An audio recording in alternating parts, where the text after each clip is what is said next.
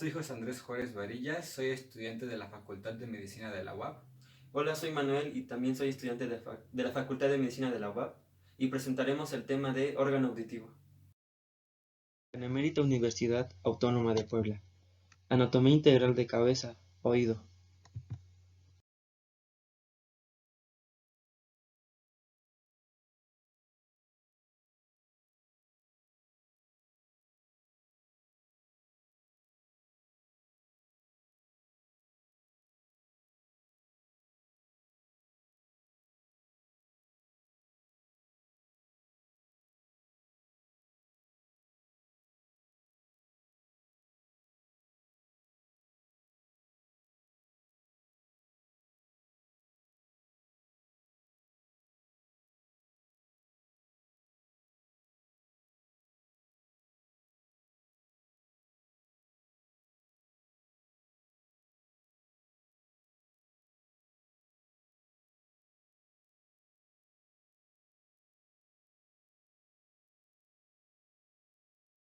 Oído externo. Comprende dos partes, la oreja y el conducto auditivo externo o meato. Oreja o pabellón auricular es una estructura situada a ambos lados de la cabeza, anterior al proceso apófisis mastoides y posterior a la articulación temporomandibular. En su configuración externa se describen una cara lateral, una cara medial y una circunferencia, como se ve en esta imagen. En su cara lateral se presenta una excavación profunda, la concha auricular.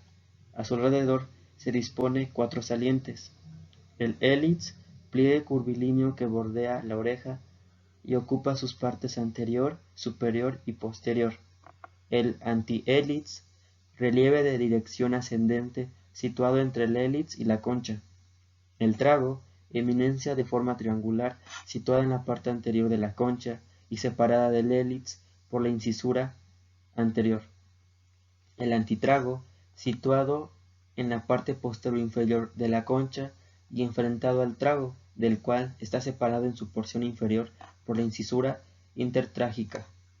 Debajo de la pared inferior del hélix del trago y del antitrago se encuentra el lóbulo, formación blanda cuya forma y dimensión son variables. En la cara medial, orientada medialmente y hacia atrás, está limitada adelante por un surco curvilíneo, el surco posterior de la oreja. En su parte antero-inferior, esta cara se adhiere a la pared lateral del cráneo alrededor del conducto auditivo externo.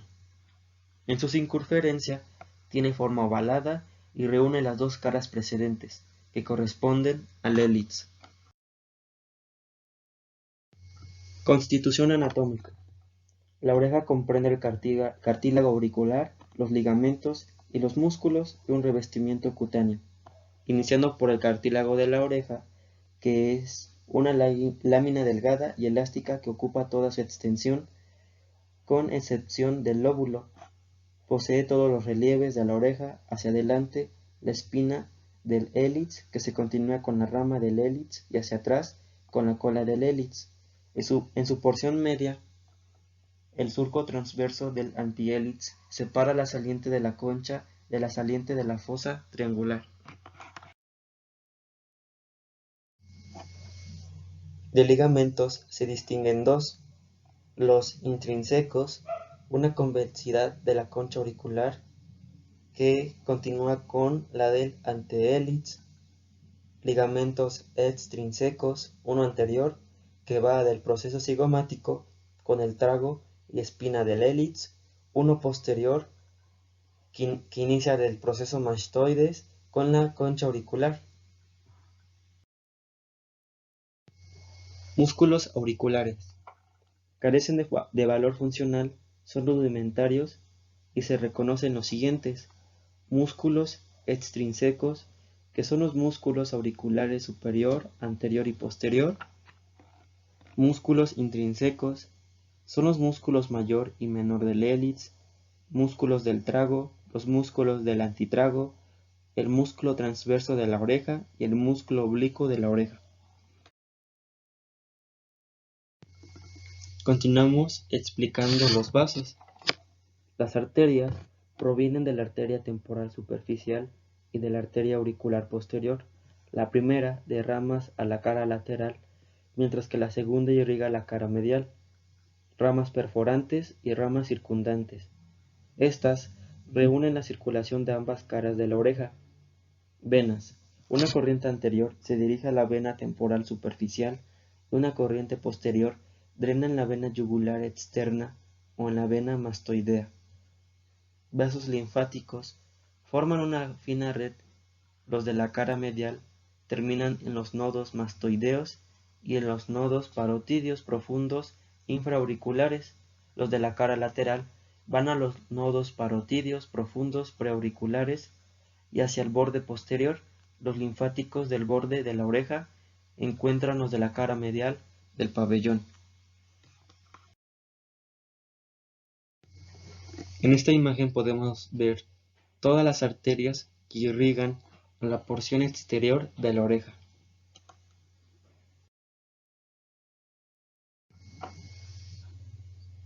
En la inervación tendremos que los nervios motores proceden del nervio facial y los nervios sensitivos provienen del nervio auricular temporal y del ramo auricular mayor del plexo cervical superficial.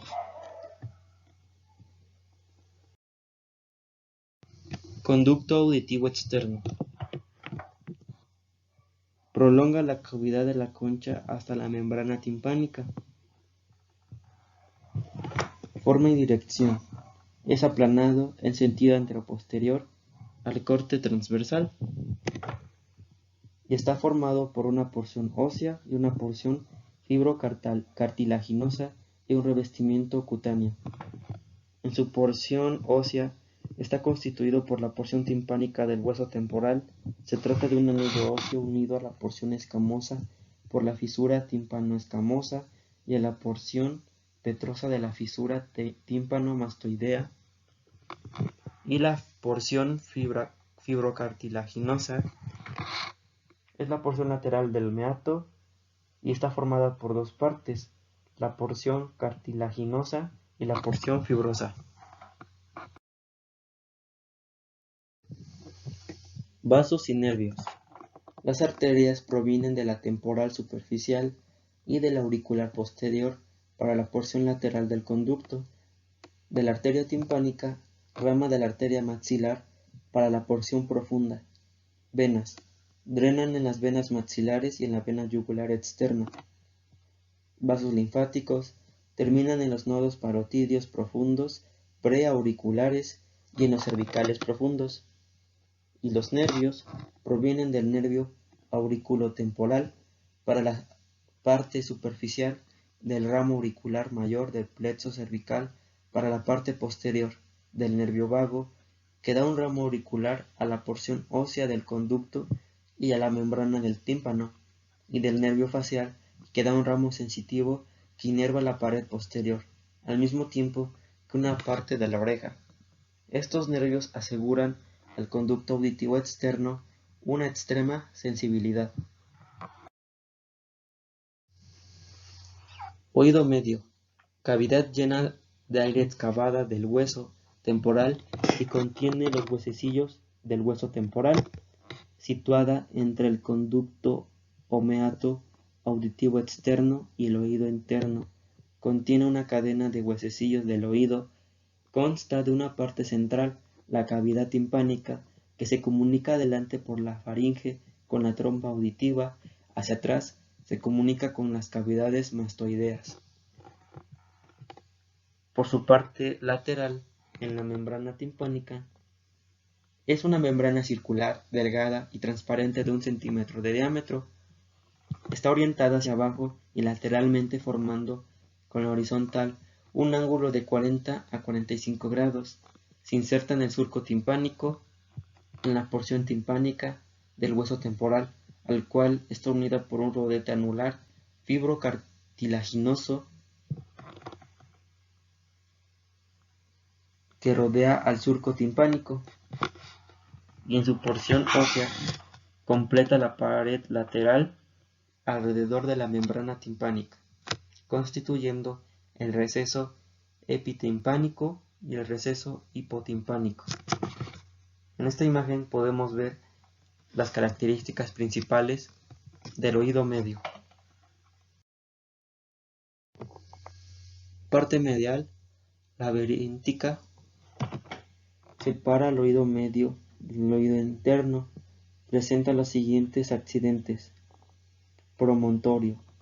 Es una saliente ósea proyectada desde la porción petrosa del temporal, situada en la parte central de esta pared. En su parte inferior se encuentra el pequeño orificio, ostium, del conductillo del nervio timpánico, conducto de Jacobson, a partir del cual los ramos nacidos del nervio timpánico se ramifican en contacto con el promontorio. Ventana coclear o redonda. Es un orificio situado debajo y detrás del promontorio. Corresponde medialmente a la rama timpánica de la cóclea. En estado fresco está cerrada por una membrana denominada membrana secundaria del tímpano. La membrana vestibular u oval. Este orificio se encuentra encima del promontorio.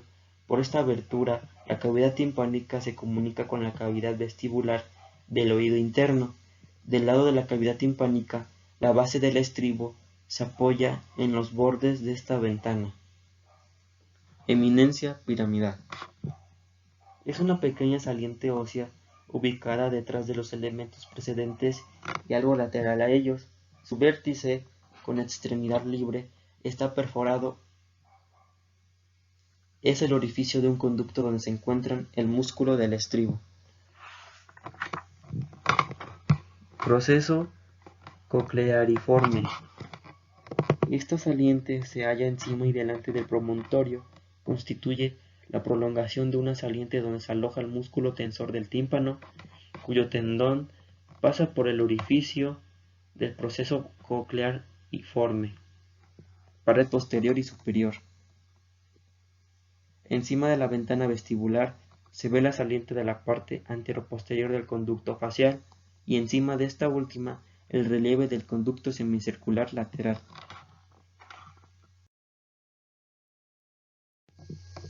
En esta imagen podemos ver la relación de los ligamentos del músculo del oído.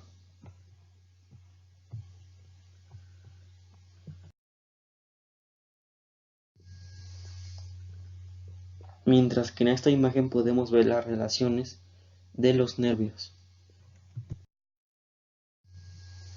En su pared posterior tegumentaria, constituida por el techo timpánico, separará la cavidad timpánica y craneal. En la pared inferior o yugular es el piso de la cavidad y se relaciona con el bulbo superior de la vena yugular interna. En la pared posterior o mastoidea, constituida por el antro mastoideo, aquí se encuentra un orificio para la entrada de la cuerda del tímpano. Y en la pared anterior o carotidia, marcado por orificio timpánico de la porción ósea de la trompa auditiva, se abre orificio para el músculo tensor del tímpano. Huesecillos del oído. Están conformados por tres principales: el martillo, que está conformado por el cuello, manubrio, proceso lateral y proceso anterior. El yunque está formado por un cuerpo, una rama larga, una rama corta y un proceso lenticular. Y el estribo con cabeza, rama anterior, rama posterior y una base. En sus articulaciones principales están divididas en intrínsecas, que son la articulación incudo-maleolar, la incudo-estapedial y las articulaciones extrínsecas por el ligamento superior lateral, anterior, superior y ligamento anular del estribo. En esta imagen podemos ver la relación de los ligamentos del martillo, del estribo y del yunque.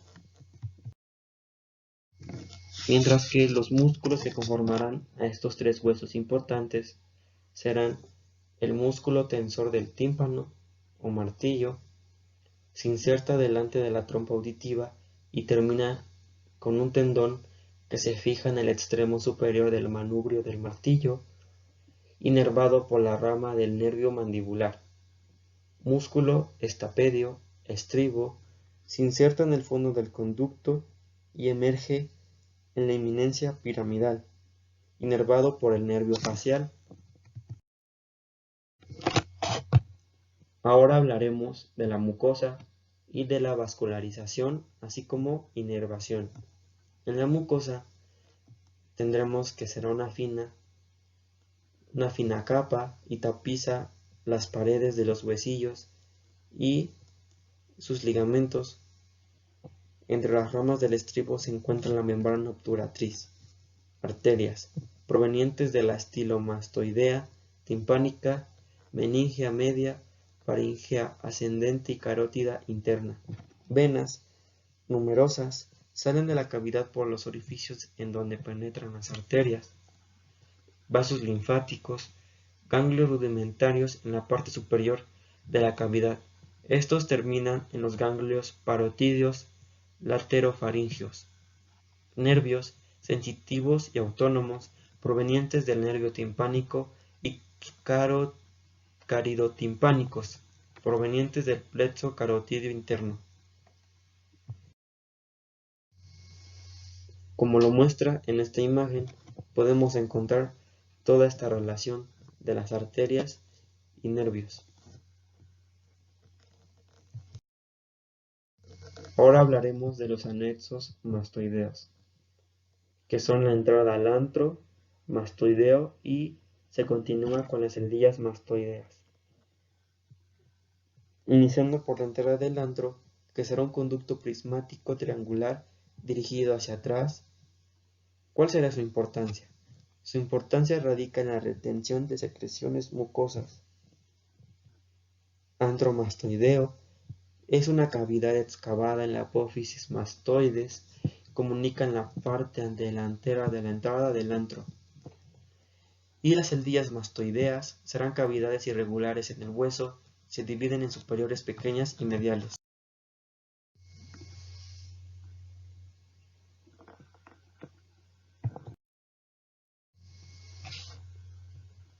Trompa auditiva de Eustaquio.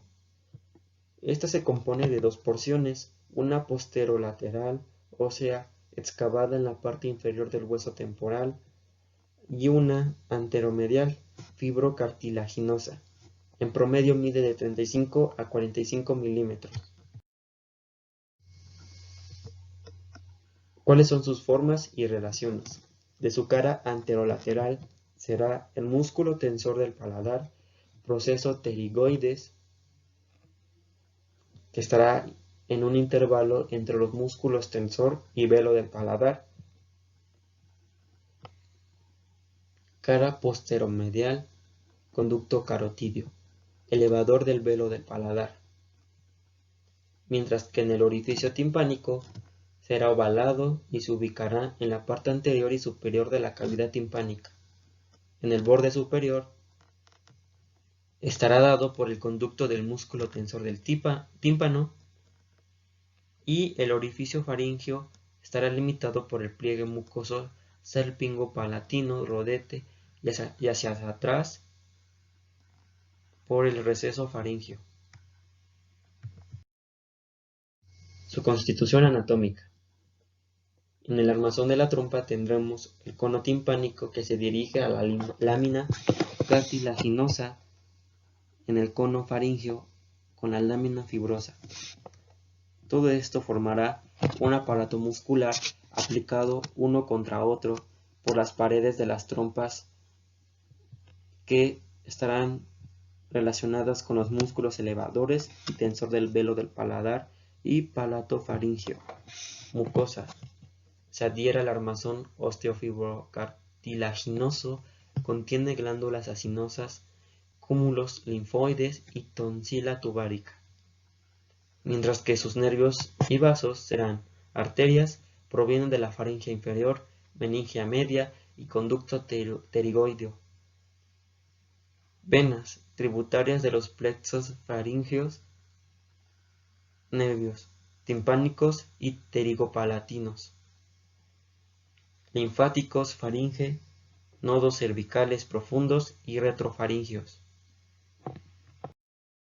El interno va a estar formado por un conjunto de cavidades óseas excavadas en la porción petrosa del temporal.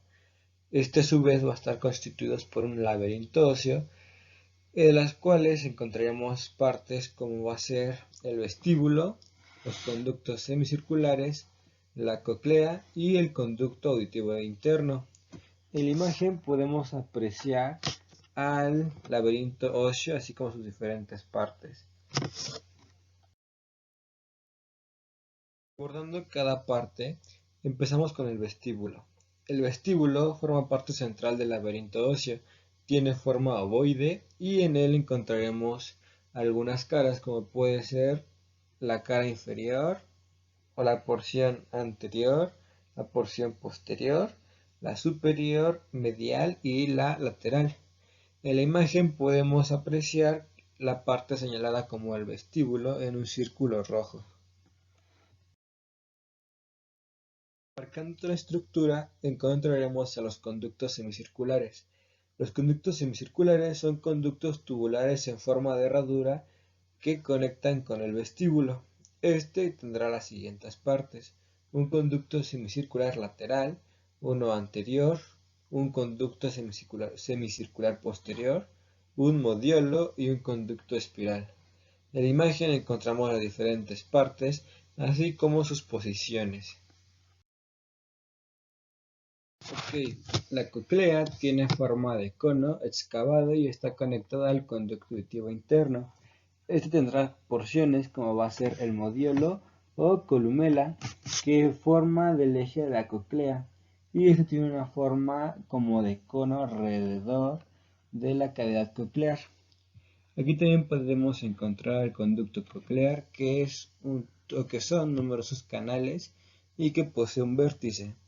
También podremos encontrar a la lámina espiral ósea, que es una laminilla ósea muy fina y delgada, así como rampas de la coclear, que estas se van a encargar de dividir la cavidad coclear en mitades en forma de semicilindro. El meato auditivo interno es un fondo excavado en la porción petrosa del temporal y está limitado lateralmente por una laminilla vertical que corresponde a la parte medial del vestíbulo. El meato auditivo interno se va a dividir para su estudio en dos partes, una parte superior y una parte inferior. En la parte superior encontraremos que es la marca y el comienzo del conducto facial, y en la parte inferior se caracterizará porque es un área localizada en el foramen del nervio ampular. En esta imagen podemos encontrar algunas de las estructuras antes mencionadas, así como otras nuevas, como puede ser el periósteo de la cóclea, la rampa vestibular, el conducto coclear que se mencionó previamente, y inclusive meninges. El laberinto vestibular, que se encuentra dentro del laberinto óseo. El laberinto vestibular se va a caracterizar por tener 4 estructuras: un utrículo, un sáculo, una porción inicial del conducto coclear y un conducto endolinfático. El utrículo se va a caracterizar por ser un saco pequeño aplastado transversal. El sáculo se va a ubicar debajo del ventrículo y se adhiere a él. La porción inicial del conducto coclear se ubica debajo del sáculo y une al conducto de Reunens, mientras que el conducto endolinfático ocupa el conductillo del vestíbulo. Aquí encontramos otra estructura que es importante, sin embargo no tiene muchas características mencionables, que son el conducto semicircular membranoso. Este ocupa los conductos semicirculares óseos y tiene ampollas membranosas. A su vez, el laberinto coclear, que está situado en la cóclea ósea, donde limita un espacio a través de la lámina espiral ósea. Este se va a dividir en 3 aspectos importantes. el cual va a ser un ligamento espiral, que es el espesamiento del periósteo del tubo óseo, una membrana vestibular, la cual se va a insertar en la parte medial de la lámina espiral, y una membrana espiral, que se va a extender por toda la lámina espiral ósea. En esta imagen podemos apreciar las estructuras antes mencionadas, así como sus relaciones y la constitución en cómo se van a disponer. Podemos apreciar a la membrana antectoria, a la membrana vestibular, la rampa vestibular, la rampa timpánica, la lámina espiral, que ya se mencionó anteriormente, así como otras estructuras. El laberinto coclear va a tener una irrigación que va a ser principalmente de la arteria laberíntica, así como unas venas que por igual serán la vena principal, la vena laberíntica. En la imagen podemos apreciar su disposición en toda la estructura. Apreciamos superiormente a la arteria laberíntica, mientras que debajo se encuentra la vena laberíntica, así como sus recorridos y algunas ramas y colaterales. Nervio vestibulococlear. Este nervio es de vital importancia para el funcionamiento de nuestro oído, pues está constituido por la unión del nervio vestibular, el cual se encarga del equilibrio, y del nervio coclear, el cual se encarga para la audición. Su origen es o está situado a nivel de los ganglios nerviosos periféricos. En la imagen podemos apreciar su disposición, así como el inicio de su trayecto a través de este órgano. A su vez, el nervio vestibulococlear tendrá o estará constituido por dos nervios: el nervio vestibular, el cual se va a originar a partir de las fibras superficiales sensoriales del vestíbulo membranoso, y este a su vez se dividirá en dos porciones: una porción superior, que será el utrículo ampular, la ampular anterior y la ampular lateral, y una porción inferior, que se encargará de la porción sacular y de la ámpula posterior. Y el nervio coclear. Este nervio coclear se origina en el ganglio coclear ubicado en el conducto espiral. Sus fibras aparecen en el conducto auditivo interno y en conjunto constituyen el nervio vestibulococlear. El trayecto y terminación del nervio. El nervio se orienta desde el orificio interno del conducto auditivo interno y se dirige hacia abajo y medial para llegar a la cara lateral de la médula oblongada o bulborraquídeo. Termina en dos raíces, una vestibular y una coclear. Como se puede apreciar en esta imagen, se ven las ramas, el nervio coclear y el nervio vestibular, que juntos van a poder dar funcionalidad a este órgano, así como la disposición que tienen hacia la médula oblongada. En esta imagen tendremos las porciones en las que se dividirá nuestro nervio, que va a ser una parte por el conducto auditivo interno, una por el nervio facial intermedio, la arteria laberíntica, ángulo pontocerebeloso, el seno petroso inferior y cisterna pontocerebelosa. Estas serán las relaciones que van a tener el trayecto y todo lo que se va a encontrar en nuestro nervio vestibulococlear. En la imagen podemos apreciar algunas de estas relaciones.